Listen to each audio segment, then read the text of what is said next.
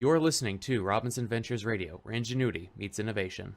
Good morning, good afternoon, good evening, wherever you are, wherever you're listening. This is our latest episode of Robinson Ventures Radio. And today our guest is none other than one Miss Kennedi Price. So if you all have been following us along a little bit, Kennedi is a former Robinson Ventures Fellow. She did almost a full year with us. And then after Coker University, upon her graduation, she was admitted to Georgetown University, which we just recently found out she finished up her MBA. So Kennedi, welcome to the podcast.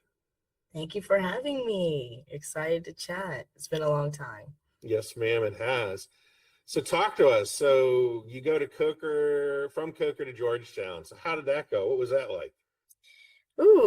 I think my senior year, I always knew I wanted to go to grad school. I didn't know what that looked like. My undergrad was like interdisciplinary studies, but focused in computer science and graphic design. And I really had a passion for tech. I really loved being in the intersection between design, technology, and kind of this strategy. And I think during those, like my senior year, I was through mentorship, through talking to professors, I was going back and forth thinking about going to engineering, doing like computer engineering, or get a graphic design type of management type of degree. That's 1 year. And then I met Cian, and he was like, well, maybe try public policy. And I was like, do I fit in that? I don't know if I fit in those realms. So as I went through all these different options, I landed on the MBA. And the reason why I landed on the MBA, because I wanted, eventually I want to become an entrepreneur.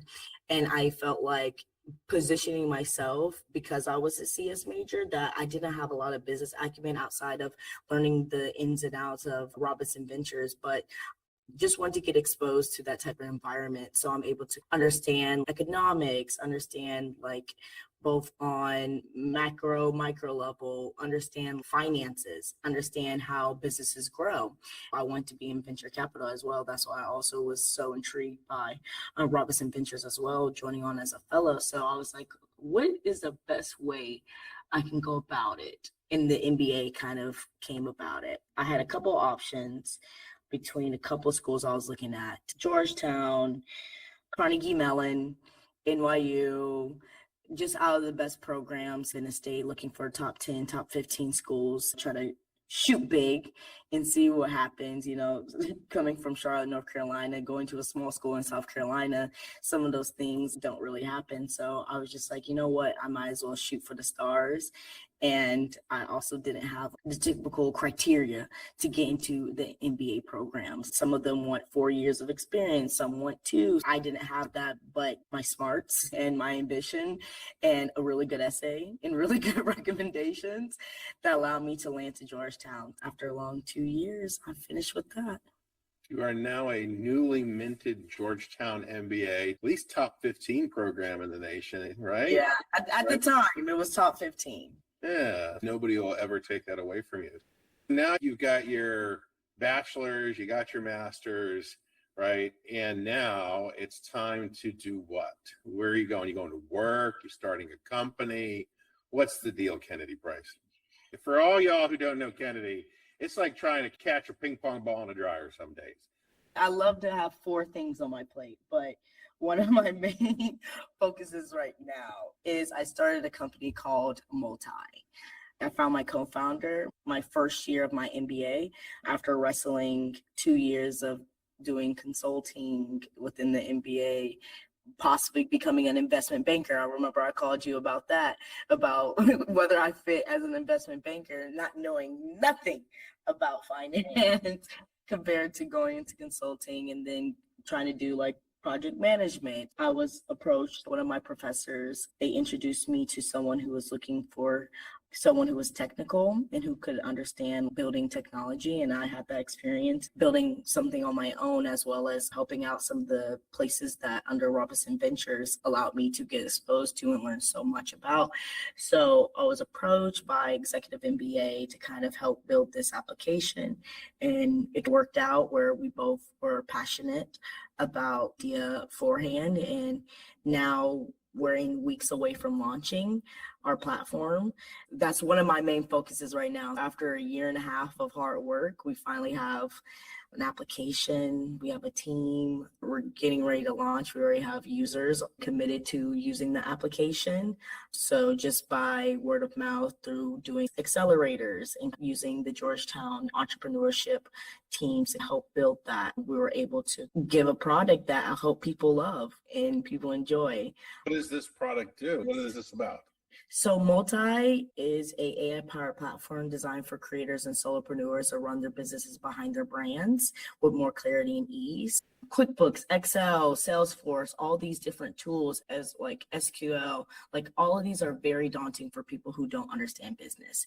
Creators oftentimes don't have the luxury of getting an MBA from Georgetown or being able to go to the Harvards of the world, right? So how can we cater a platform that allows people who don't understand a lot about business, but able to run their businesses with the same mechanics as any investment banker has or any consultant has? So how can we provide those same tools to the creator economy? When I first got into the MBA, I hated Excels. Like, it's just so daunting, you don't want to use it. So how can we create a product that is like visually appealing? And that's where I come in, because I did graphic design and was focused on UX. I was able to create, with the help of my team, an application that makes these other tools look better and user friendly. So not only people who do know how to use some of those major tools, they're able to come to our platform and be like, I know how to use that, but I'm a more visual person. I like easier to use tools. They'll come over and hop over to MYLTI. Right now, our focus is solopreneurs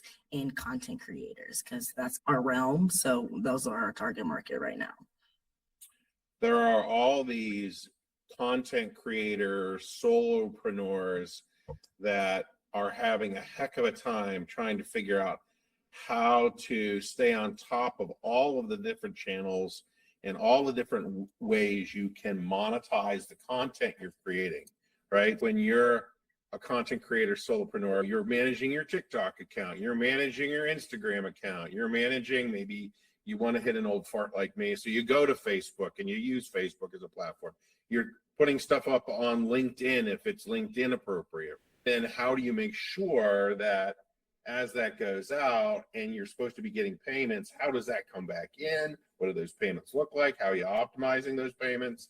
One of the hardest things to do is start a platform company like Kennedi does as a non-technical founder, and then going out and trying to suss out and source your technical founder or your new CTO that you're bringing on. And so having two Georgetown MBAs that come together as both technical and non-technical co-founders is exciting. And the space that you're looking at right now of this solopreneur, content creator, influencer space is hot. It's like people are trying to figure out how to aggregate that into a platform that's that type of multi-sided marketplace that you're linking them through your platform to the channels that they need for distribution and how they manage all of that. Yeah, it's exciting stuff. Do you have a website? Yeah. It is MYLTI.co, so multi.co. It's spelled MYLTI, but it's pronounced multi, to play on the multi-hyphenate creators. You can kind of see that through the application as well. Once we launch, that branding is placed throughout the whole application to make it feel like your own headquarters within reach. This is your full-time, what you're focused on? Or is this like the two of you are doing what typical founders do, which is this is what you're trying to do, and to live, you do the following job, or you're working in the following organization? Because we just graduated, we had the cushion of being in the MBA and being able to just like go fully for it. I would say in the MBA, we put all our time and effort into it. but I did attend classes and stuff like that. That was the main focus, was finishing all my classes. But right now, yeah. So working on that, hopefully to then transition to that full time. But again, have 9 other projects working on. I just do anything that I can get my hands on for me to learn. Still trying to figure out the best areas to go into, whether that's in consulting or venture capital. I'm in between that right now, trying to figure out how I best can position myself both as a co-founder, but also an opportunity for me to learn as much as possible to then apply to the startup, because startups are hard. It's a lot. In managing right now, we have 3 people that's part of our team. We had 8 more interns. So managing around like 10, 12 people while also full-time MBA, full-time jobs was something different. So just trying to position myself in the best way while also making sure I can live, because I now live in DC. So DC is not a cheap city. Good place to do startups though. Great place. The community here is amazing, especially the DMV area. A lot of opportunities for networks within Virginia, Maryland, and DC itself. And luckily, we're a DC company, so we're able to get access to both of those areas, both in tech, and because this area can touch a lot of industries, it's an exciting place to be. We have just finished up a contract with this great community-based organization called Lutheran Social Services of the National Capital Area. We were really helping them rethink the way that they deliver their business. They were hyper dependent upon federal government grants, and in particular in the welcome economy, meaning how do immigrants, asylees, refugees that are coming to the United States get integrated into our communities? And so they were doing that work. And with the policy shift that has occurred with this administration and the focus of the funding with that policy shift away, their grants went from a lot of money to very small grants, right? And so they had to rethink how to deliver and what they were doing. So we were very blessed to be the ones that won their RFP to come in and spend a year with them thinking about that. So I was in and out of the DMV quite a bit. And while I was there, I was always interested in the entrepreneurship ecosystem and talking to my friends at MedStar who are in the innovation entrepreneurship ecosystem. Of course, we have a portfolio company, Genwell, that's in the DMV right now, and she went through a whole process of getting her WeFunder campaign up and running. And so she did her pre-seed and going towards a seed and sorting through what they're doing at the Genwell side with their really interesting platform called Gen. I think I've heard of them, yeah. Eris Hand's the CEO there. Good egg, really wicked smart, operator in healthcare. But the DMV is starting to really perk hard as a great place for founders and entrepreneurs to land and to think through their company. And everybody's like, oh, you got to go to Boston or New York or San Francisco. You got to go to Silicon Valley. And even now, Austin's in the conversation there as well. And people don't realize that there are just these phenomenal startup ecosystems outside of those areas. For us, the Research Triangle Park has always been a great place to go and think through. Wilmington, North Carolina is coming online. Charleston, South Carolina, the ecosystem is really booming, specifically in and around med tech, med device, pharma, healthcare with MUSC, Medical University of South Carolina there. I think people need to think through that you don't necessarily need to be in those specific areas to get the funding and do the things. And in fact, many times your burn rate goes down. So if you run $1 million pre-seed round, that $1 million takes you a lot further in these marketplaces as opposed to 5 months in San Francisco. Right. Congratulations on jumping in the deep end without any floaties. I know. I think I told you before I went to the MBA kind of like what I wanted to get out of it. So I'm happy that this is what, like the first year, I wouldn't expect to be in this position. Anyone who has been in MBA, they throw everything at you. They try to steer you, especially when you're in like top universities, they try to steer you in a direction. And I came in, I was like, I want to be an entrepreneur. I want to be in venture capital. But again, I got so much exposure through my internships over the summer, through consulting, and you can be multifaceted. And I think that the MBA tries to put you in a box sometimes because that's the best way to go about it. But you can do anything. And I made sure that at the end of it, I could do anything. So I would say not only am I MBA, like I'm an entrepreneur, CTO, consultant, investor, just got to believe in it, because if I didn't, I wouldn't be at Georgetown. Yeah, 100%. You need to make sure that the alumni association at Coker University understands that you finished with your Georgetown MBA. Make sure you not only lever your Georgetown MBA network, which is just amazing. That's like top notch. But remember the little people at Coker University that got you to where you need to be. Followed in some of the footsteps of the other fellows before me who went to go to grad school. Kelsey Gibbons, who still is a Robinson Ventures employee and has progressed through her MBA. She got her PMP, Project Management Professional, last year. She's now Senior Project Manager, Robinson Ventures, right? Serafin Kumbonge went and got his MBA, went to UNC, and also a top 15 program, right? Gets his MBA, and now he's in Japan leading an entire product and division for Bristol Myers Squibb. Amazing. Right? Yeah. Amazing stuff. You going to Georgetown, right? In your cohort, you had Abby Kellner, right? And she's now working full-time at Cox Business, or at the Cox companies in Atlanta. She's in their finance division.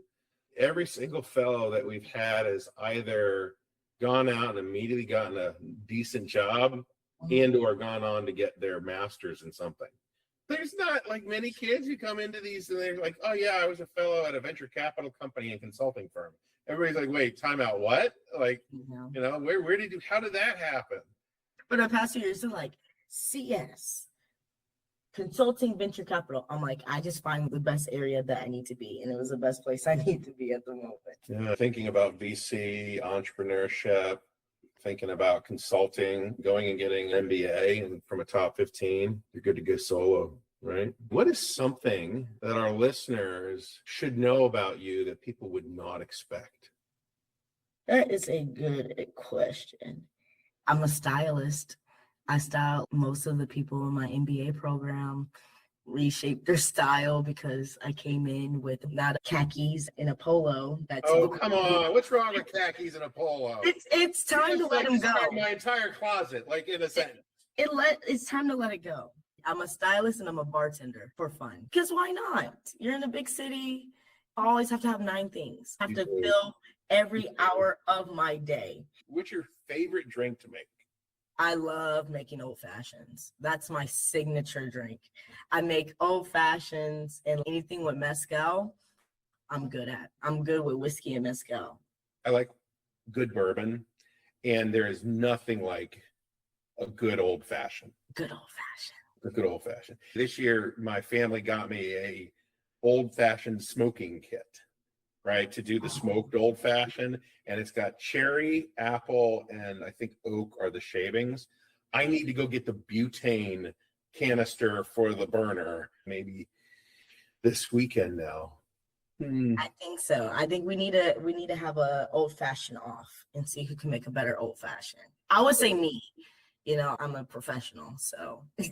Well, as an amateur, I will step up to that challenge. You know, if you come back for an alumni weekend in Hartsville, we will have an old-fashioned mix-off. That sounds good. What's the stakes? I need a Coker t-shirt. I'm out of those. I also did High Rocks. I don't know if you heard of it. It's like an insane competition. So I guess I'm a High Rockser as well. I just do anything to make me look interesting. I like to keep you on your toes. They call people who do all that Renaissance, right? So you're a Renaissance woman. I am a Renaissance woman. I'm going to put that on my LinkedIn. I'm going to change everything on my bio and put Renaissance woman. And it's like, what does that mean? Well, give me a call. I'll let you know. I'll let you know. Whatever you need, I got it. So Kennedy, you have any questions for us before we wrap this up? How's everything going? That's what I want to know. What have you been working on? Anything exciting that I should keep a watch out for? We continue to grow. We had to bring Tucker on to help support a couple contracts. We brought on a full-time creative director earlier this year who had been a part-time 1099. We've got some additional 1099s, one which we announced who is what we call a strategic advisor. So we have several clients who are trying to break into the healthcare marketplace. And Katie is doing a phenomenal job guiding them through that. We have a woman named Margaret who is doing some work for us in the lifestyle, food is medicine space, doing a ton of work on social determinants of health. This administration calls it upstream drivers of health. So we continue to move and grow. And we've got probably a half a dozen contracts out right now that, God forbid, they should land, right? I hope Kelsey's listening to this when I say, Kelsey comes to me and she goes, if you add any more contracts, I'm going to need more humans in project management. And I'm like, yes, ma'am. And what's great is if you look at my team, right? I'm the old fart, right? I'm the Gen X, and everybody else are either Gen Z or Zennials. It's way too much fun. And then I learn from them all the time. I had to learn the phrase, spill the tea, almost like gossipy conversation, but let some folks know what was going on. I've also learned some things I shouldn't say. So I used a phrase the other day about going to the chiropractor's office, and I had to learn what that phrase meant to Generation Z. And I'm like, oh, no, that's not why I go to the chiropractor's office, right? And so I was just like, yikes, oops, sorry. It's just a lot of fun. Y'all have seasons of your lives, right?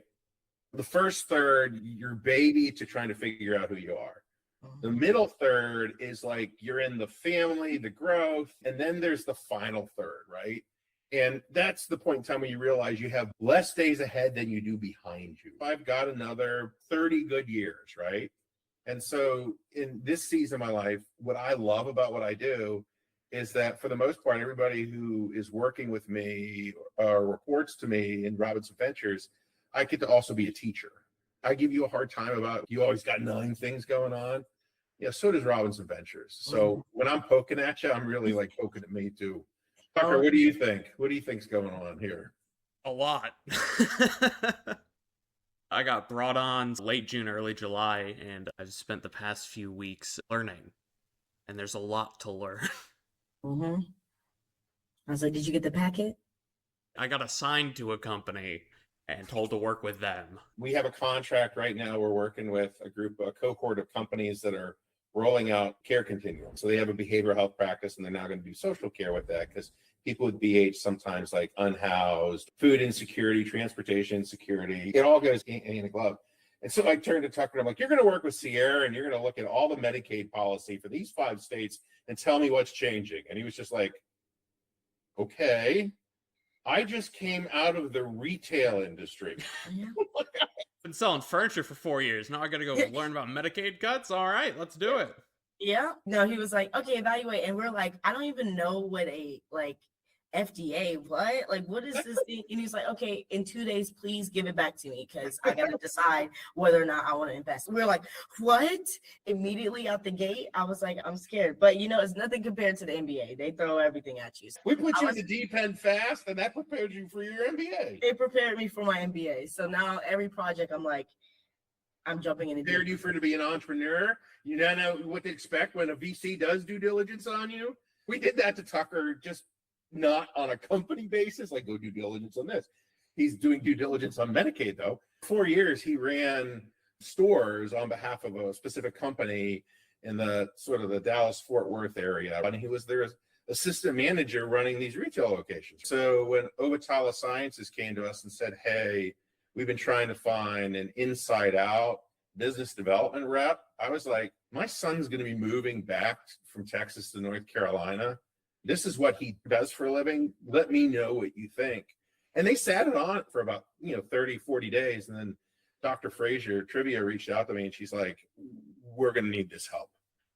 I said, okay, let's go. And, we quickly renegotiated because I'm their fractional CAO, right? That's like you go into an accounting firm, or you go into a law firm or a consulting firm. That's like senior partner rates.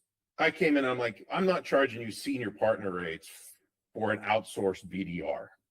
So how do we negotiate a new contract for that outsourced BDR and at the same time give Tucker a reasonable living and the organization earns some margin on that activity? And so it all came together really nicely. And then when he has some open cycles when he's not doing that, that's when we make him go research Medicaid. Sorry, Tucker. It was really funny because I was like, all right, I think I know what I'm going to be doing. Like, I have an idea of what's going on here.